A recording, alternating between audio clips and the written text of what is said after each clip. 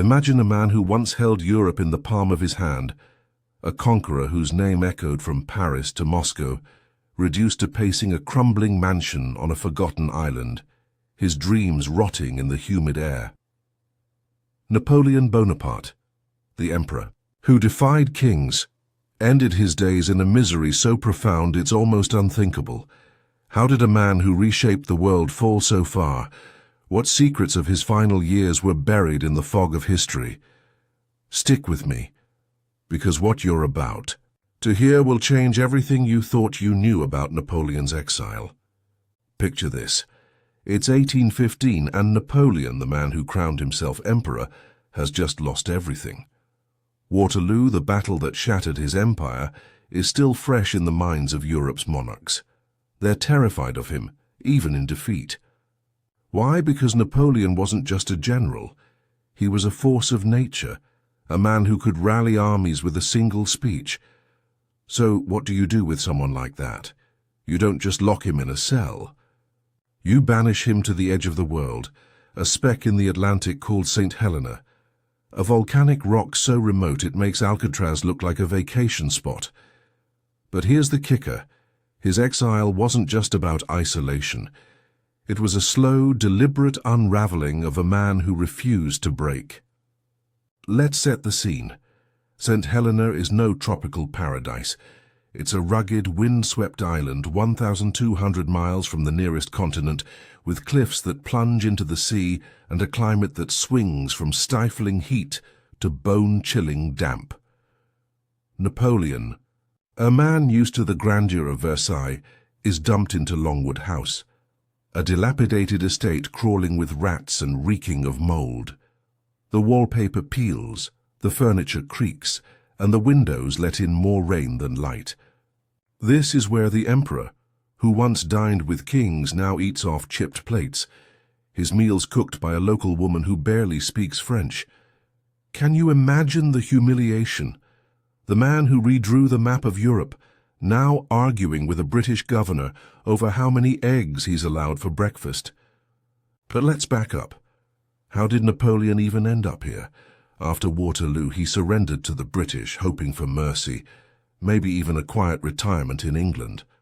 Big mistake. The British, led by Prime Minister Lord Liverpool, saw him as a walking revolution. They couldn't risk him escaping, rallying his loyalists, or sparking another war. So they shipped him to St. Helena, under the watchful eye of Sir Hudson Lowe, a governor whose name would become synonymous with petty tyranny.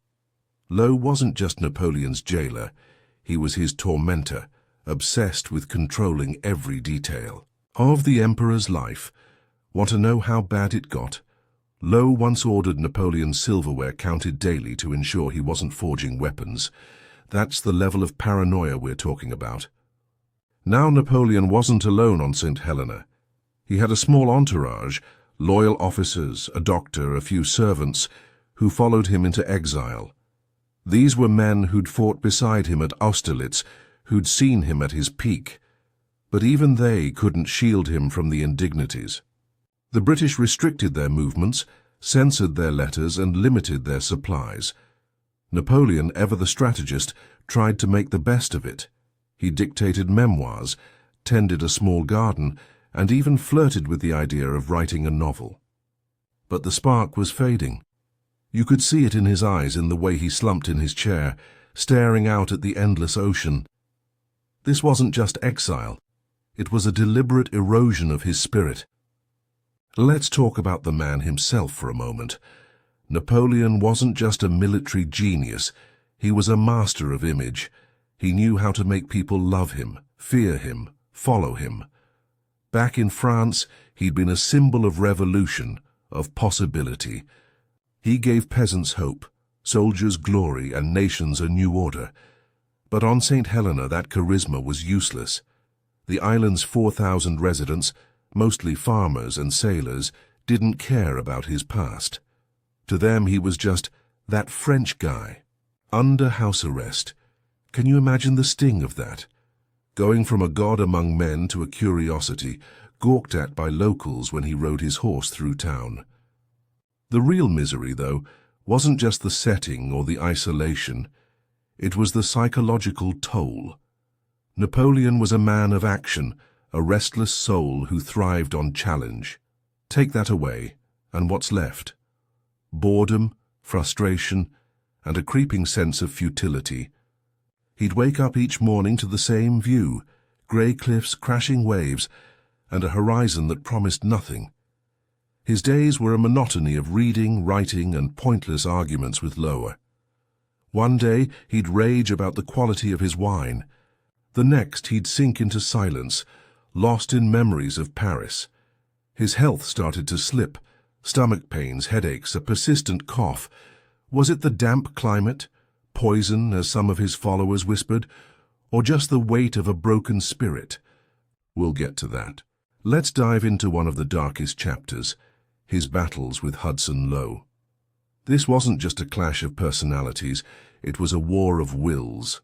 Lowe, a meticulous bureaucrat, saw Napoleon as a threat, even in chains. He enforced rules with the zeal of a schoolmaster. No unmonitored visitors, no letters without inspection, no rides beyond the estate without an escort. Napoleon, ever defiant, pushed back. He'd refuse to meet Lowe, mock him in letters, or stage small acts of rebellion, like planting a flag in his garden. But these were hollow victories. Each fight drained him a little more, reminding him how far he'd fallen. One of Napoleon's aides, General Gourgaud, wrote in his diary, "The Emperor is a shadow of himself. He fights, but it's like punching fog." Now let's talk about the island's other residents. St. Helena wasn't just a prison for Napoleon. It was home to a mix of British soldiers, local farmers, and enslaved workers. Yes, slavery was still legal there in 1815, a grim reminder of the era's moral blind spots. Napoleon, who'd once abolished slavery in France, only to reinstate it in the colonies, had little to say about it now. But he did notice the island's social hierarchy. The British elite treated him with cold formality, while the locals were more curious than hostile. One young girl, Betsy Balcombe, became an unlikely friend. She was 14, fearless, and unimpressed by his title. They'd chat about France, play pranks, and share moments of lightness that were rare for Napoleon. Those fleeting interactions were a lifeline, a reminder of the world he'd lost. But even Betsy couldn't stop the darkness from closing in. By 1819, 4 years into his exile, Napoleon's health was deteriorating fast. His stomach pains grew sharper, his energy faded. He spent hours in bed, dictating his memoirs to his loyal secretary Las Cases. These writings, later published as the Memorial of St. Helena, are a window into his mind. They're not just a record of battles and laws. They're a defense of his legacy, a plea to be remembered as a hero, not a tyrant. He knew history would judge him, and he was desperate to shape the story. But the act of writing, once a passion, became a chore. His hand shook, his thoughts wandered. The man who'd once worked 18-hour days was now exhausted by a single page. Let's pause here to reflect on what this means. Napoleon wasn't just a historical figure. He was a human being, flawed and complex. To Americans, he's often seen as a distant legend, the guy who sold Louisiana and lost at Waterloo. But in Europe, especially France, he's a symbol of ambition, revolution, and tragedy. His exile resonates because it's a universal story. What happens when you lose everything that defines you?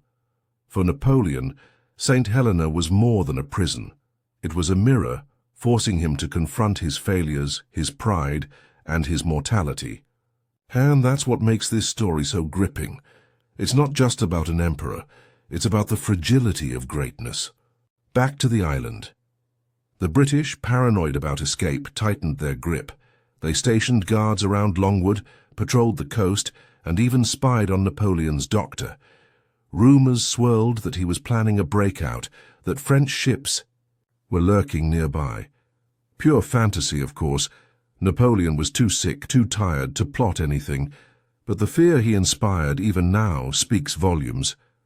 One British officer wrote, "We guard him like a caged lion, but I swear he still roars in his sleep." That's the paradox of Napoleon, broken yet unbreakable, defeated yet dangerous. As 1820 rolled around, the end was near. Napoleon's stomach pains were constant now, and he could barely eat. His doctors, British, French, and local, disagreed on the cause. Some said ulcers, others whispered cancer, like the disease that killed his father. Napoleon himself suspected foul play. Arsenic, he claimed, was in his food, his water, his walls. Modern tests on his hair have fueled this theory, showing elevated arsenic levels, but historians still debate whether it was poison or just the island's natural toxins. Either way, the pain was real, and it was relentless. He'd lie awake, at night clutching his side, while his aides watched helplessly. One wrote, "It's not death he fears, it's the waiting." Let's talk about his final days. By spring 1821, Napoleon was a ghost of himself. His once sharp mind dulled, his body withered. He'd stopped leaving Longwood, stopped riding, stopped gardening. His world shrank to a single room where he lay surrounded by relics of his past, a bust of his son, a lock of Josephine's hair, a map of Europe he'd never see again.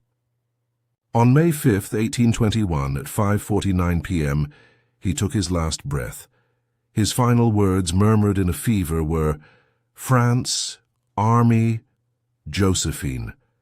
Even in death, he was reaching for the life he'd lost. The official cause was stomach cancer, but the truth is messier. Misery as much as disease claimed him. The aftermath was strangely quiet. The British buried him on St. Helena, in a valley he'd once admired, under a simple stone. No grand tomb, no imperial honors, just a soldier's grave. His entourage returned to Europe, carrying his memoirs and his myth. In France, his death sparked grief and outrage. To his supporters, he was a martyr, betrayed by kings and jailers.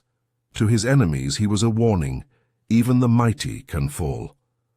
Years later, in 1840, his body was exhumed and brought to Paris, where it rests today in Les Invalides, a monument to his glory. But that's another story. What's the real lesson here? Napoleon's exile wasn't just a punishment. It was a crucible. It stripped away the titles, the armies, the crowns, and left only the man. And that man, flawed as he was, fought to the end, not with swords, but with words, memories, and defiance. His misery on St. Helena wasn't just physical. It was the pain of knowing his story was slipping away, that history might forget him. But here's the thing. It didn't. We're still talking about him, still fascinated by his rise and fall. And that's the power of a life lived boldly, even if it ends in a damp, lonely room. So what can we take from this? Maybe it's that greatness comes at a cost, that ambition can lift you to the stars or chain you to a rock. Maybe it's that even in our lowest moments, we can still shape how we're remembered. Napoleon didn't get to choose his ending, but he chose how to face it, with pride, with wit, with a stubborn refusal to bow. And that's something worth thinking about, whether you're chasing your own empire or just trying to get through the day. If this story hit you as hard as it hit me, do me a favor. Drop a like, hit that subscribe button, and let me know in the comments, what's the one thing about Napoleon's exile that shocked you the most? Did you know about the arsenic rumors? The battles with Lowe? Or maybe it's the image of an emperor planting flowers in exile. Share your thoughts, because I read every single one, and I want to hear what you think. And if you're curious about more stories of power, betrayal, and tragedy, check out our next video, Peter the Great's Cruel Tortures Revealed. You won't believe what this Russian Tsar did to keep his throne. Trust me, you don't want to miss it. See you there.